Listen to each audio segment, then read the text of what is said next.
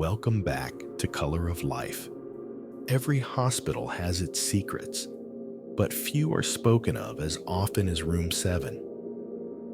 Nurses lower their voices when they pass by. Families remember strange details they cannot explain.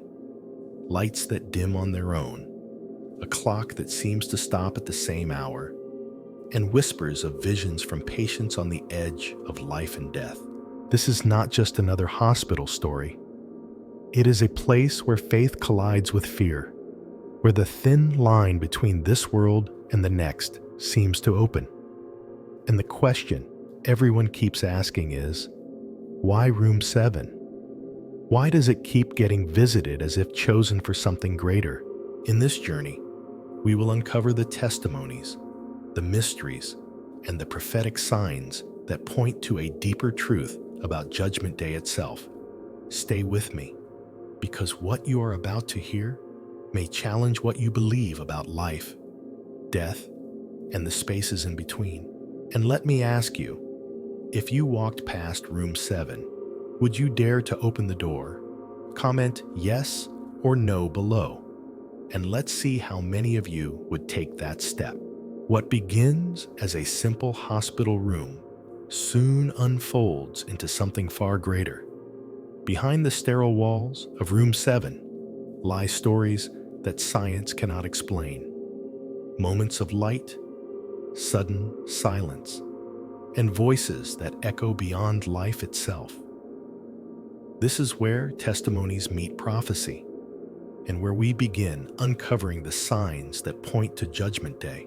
From that threshold where testimonies meet prophecy, our story begins with a night nurse who knows Room 7 better than anyone. Her name is Elena Morales. 12 years on the graveyard shift in a Midwestern hospital where the floors smell faintly of lemon cleaner and the vending machine hums like a tired refrigerator. Elena is steady, practical, the kind who tapes her pen to her clipboard so it never disappears. She doesn't chase miracles. She charts vitals, changes IVs, and keeps an eye on the beeping monitors. In Elena's world, rhythms matter.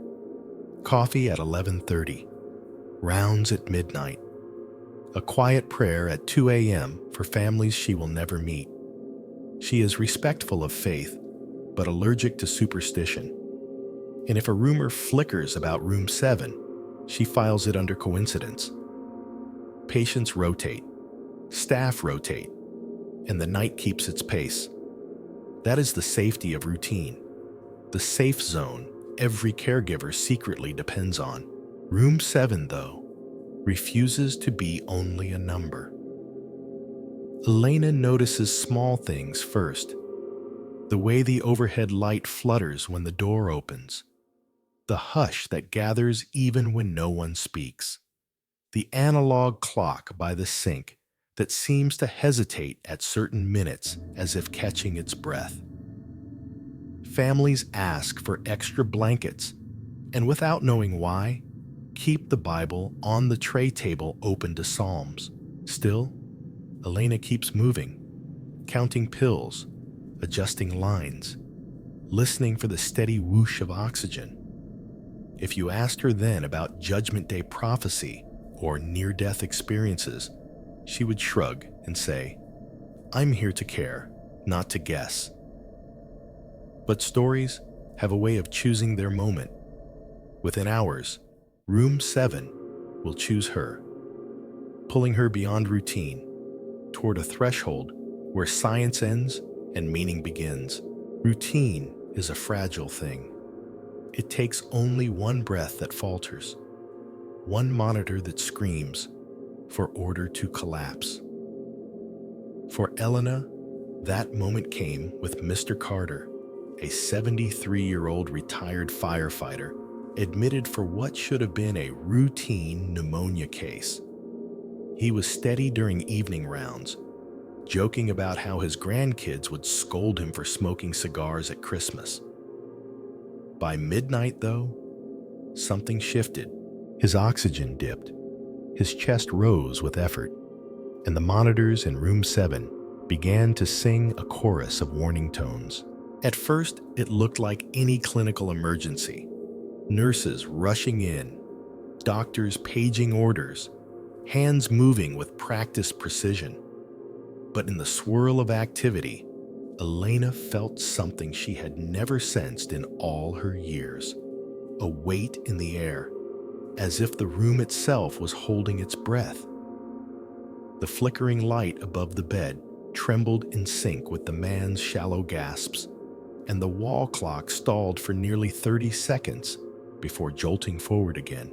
She glanced at her colleagues, but no one seemed to notice. The need revealed itself in the silence between the alarms. Mr. Carter reached for Elena's hand, his grip weak but urgent. His lips moved, and she leaned close to hear words not meant for medical charts. "They're here." His eyes widened, not in fear, but in recognition, as if he saw visitors no one else could see. For Elena, the safe zone of routine shattered. She now carried a question too heavy to ignore. Was Room 7 merely a ward for the sick, or a threshold for souls preparing to cross? When the code team stabilized Mr. Carter and filed out, Elena remained by the bedside, unsettled. Her pen hovered over the chart but refused to move. "They're here." Those two words echoed louder than the alarms had, ricocheting through her thoughts. For the first time, her routine offered no shelter. She could not file this moment under coincidence. Something had entered her night, and it would not leave quietly. That week, Room 7 filled again. Different patient, same flickering light, same air heavy with expectation. A middle-aged woman recovering from surgery spoke of hearing footsteps circling the bed, though no one entered.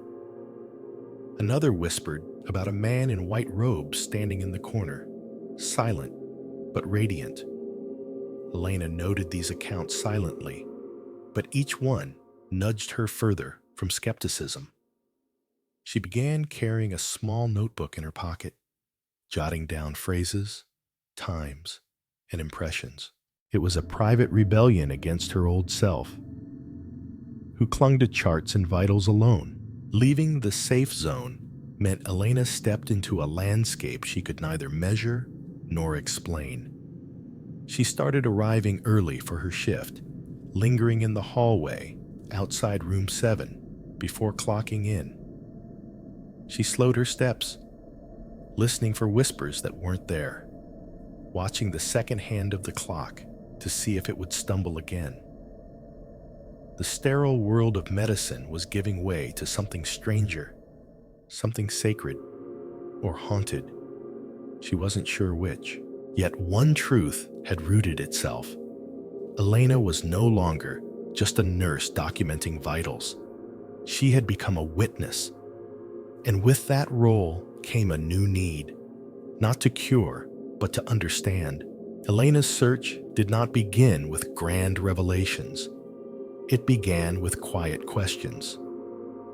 She started by asking colleagues, careful to frame it as curiosity, not superstition. "Have you ever noticed anything odd in Room 7? She whispered one night at the nurse's station. Most laughed it off. Stress, exhaustion, faulty wiring. But a few gave sidelong glances, eyes betraying that they too had heard or seen things best left unspoken. Their silence told her more than their words. Her notebook filled quickly. She documented lights flickering when no storm raged outside, clocks that slowed, sudden drops in temperature, and patients speaking of presences unseen. She even recorded her own impressions, the chill on her arm, though no draft blew, the sense of being watched, though the hallway stood empty. The sterile pages of a nurse's chart could not contain these mysteries, so Elena crafted her own log, one entry at a time. Still, she searched beyond the hospital.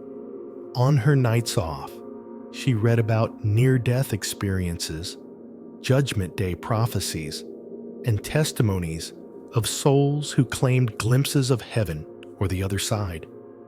She compared these stories with what her patients whispered in room 7, searching for threads that tied them together. To her surprise, the parallels were striking. The radiant figure, the tunnel of light, the profound peace before returning or not returning at all. Adapting meant Elena had to balance her role as a medical professional with her calling as a quiet investigator. By day, she was the efficient nurse with steady hands.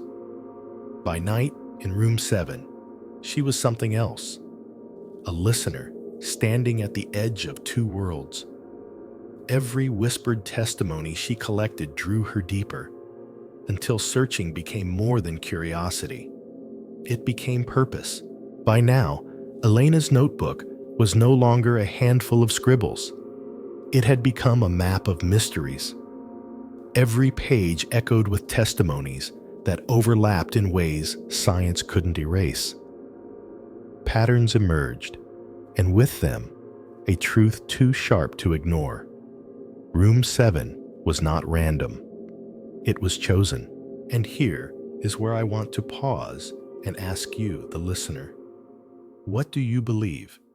Are these moments coincidences or signs pointing to something far greater? If you've ever heard a story of a hospital room, a loved one's final words, or a strange peace in the middle of chaos, share it below. Your story may help someone else find courage in their own unanswered questions. And don't forget, if this journey speaks to you, stay with us until the end, because the next testimonies will take us even closer to the threshold of Judgment Day itself. The night that confirmed Elena's deepest suspicions began without warning. A young man in his 30s, admitted after a sudden cardiac arrest, was placed in room 7 once he stabilized. He was quiet, withdrawn, and carried a small wooden cross his mother had pressed into his hand before surgery. Elena checked his vitals, steady for now, and noted the rhythm of his breathing. But as the hours crept past midnight, everything shifted. At 2:13 a.m., the monitor flatlined. The room erupted into action. Compressions, oxygen, urgent commands. Elena joined the code team, her hands firm, her training flawless. Yet amid the chaos, she felt that same weight in the air, heavier than before, as though unseen eyes were fixed on every move. The fluorescent light flickered wildly, then steadied, casting long shadows across the walls.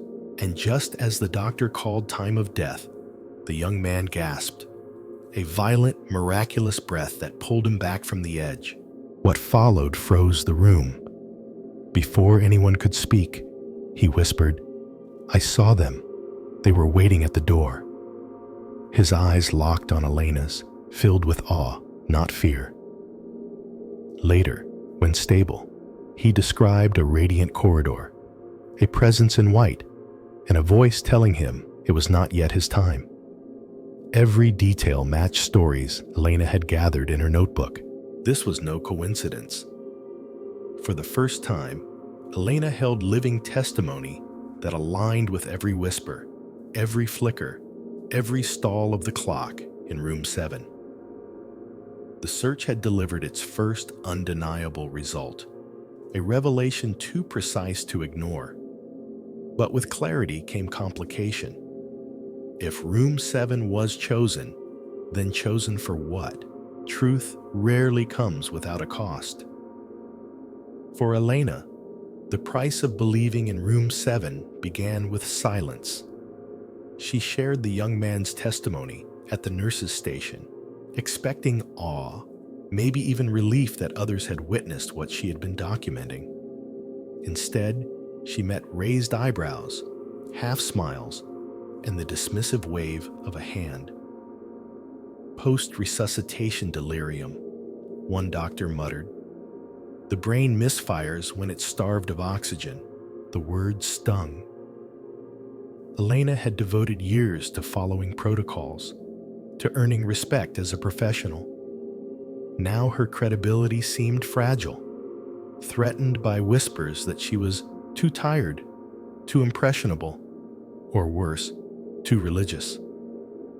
Her notebook of testimonies, once a source of clarity, felt like contraband she had to hide.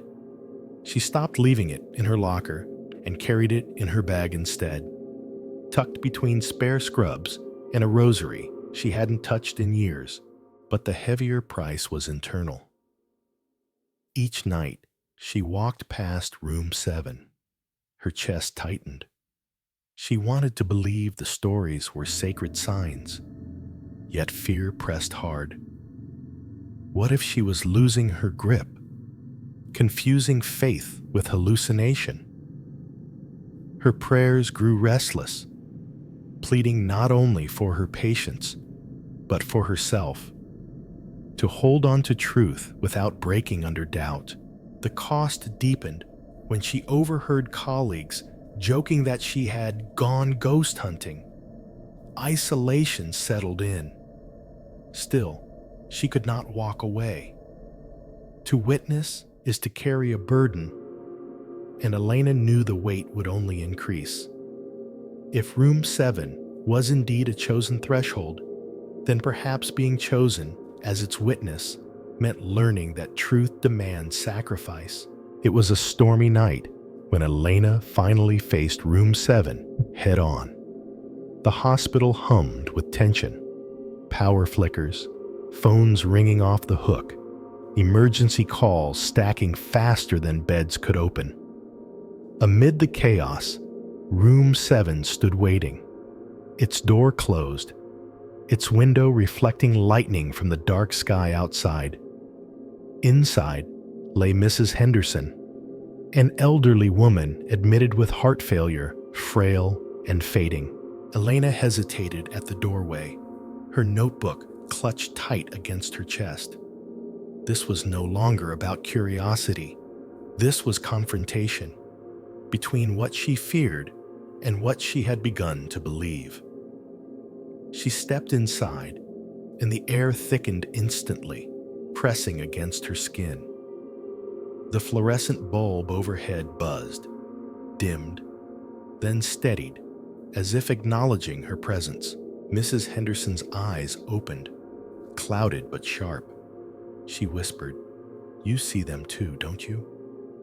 Elena froze, heart pounding. The patient spoke of figures by the window, radiant and still, waiting with a patience that carried no malice, only inevitability. "They say it's not time yet," Mrs. Henderson added, her lips trembling with both fear and wonder. At that moment, Elena no longer questioned whether room 7 was chosen. She saw it, if not with her eyes, then with every fiber of her being. Confrontation became acceptance. Room 7 was not haunted. It was holy ground, a threshold where heaven leaned close. Stepping out, Elena knew the burden had shifted. She could no longer deny what she had witnessed. To return meant no longer hiding behind silence or fear. It meant standing as a witness, regardless of ridicule, and allowing others to decide what to believe. When dawn finally broke, Elena stepped outside the hospital into a sky washed pale with rain. The night had carved something irreversible into her. She was no longer the nurse who dismissed whispers as coincidence, no longer the skeptic hiding her notebook like contraband. She had become someone different, someone who had seen the thin fabric between life and eternity quiver in room 7. The change was subtle yet profound. In her shifts that followed, Elena still checked vitals, charted notes, and adjusted IVs. But her gaze carried a new depth. When families asked, "Will they be okay?" She offered medical facts, but also something more: presence, compassion, and assurance that whatever doorway awaited, no one walked it alone. Her notebook was no longer a secret diary. It became a testimony. She shared carefully, not to argue, but to bear witness. Some rolled their eyes. Others leaned in, desperate to know what she had seen. And though ridicule still stung, she no longer carried it as a wound. Instead, she carried it as proof that truth has weight. Elena's story was no longer about a room. It was about transformation, the kind that comes when you leave your safe zone, face the unknown, and return carrying wisdom forged in mystery. Room 7 had marked her forever. And for anyone willing to listen, her testimony was clear. The signs of Judgment Day are not distant thunder. Sometimes they are waiting quietly behind a hospital door, reminding us that eternity is closer than we think. Every story we've uncovered tonight leads back to a single truth. Room 7 is more than a hospital room.